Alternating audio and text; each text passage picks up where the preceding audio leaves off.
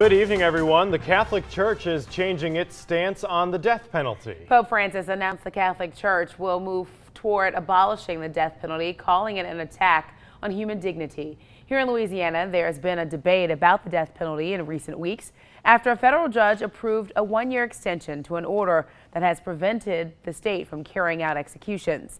That led to a dispute between the governor and state's attorney general.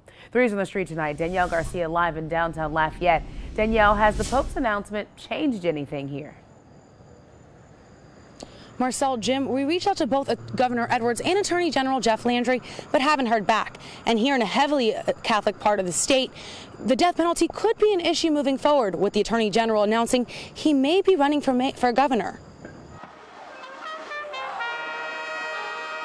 Thursday's announcement from Pope Francis is a change for Catholics around the world, where he does not seem to be saying that it is objectively morally evil in the same way that abortion is objectively morally evil, but that it is inadmissible. It should never be done.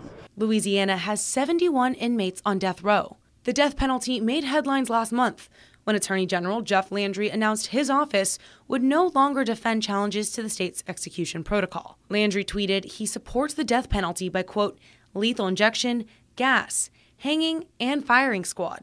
And the fact of the matter is that we have gotten to a point where we have worked, our office has tried to work with the Department of Corrections to show them ways under which we could get these executions moving. And they have resisted. Why he did what he did yesterday, you will have to ask him. It makes absolutely no sense to me.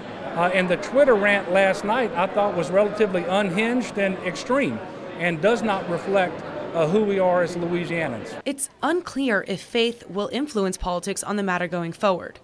But unlike before, the church now has a firm stance. So whenever I teach on the death penalty, I'll say that because the church is clear, the dignity of the human person, even if they're criminals, even if they're rightly convicted, that we ought not take life because of the circumstances that we have today where we can incarcerate and hopefully rehabilitate criminals. And the bishop also released a statement on the new stance when it comes to the death penalty. You can read that on KATC.com.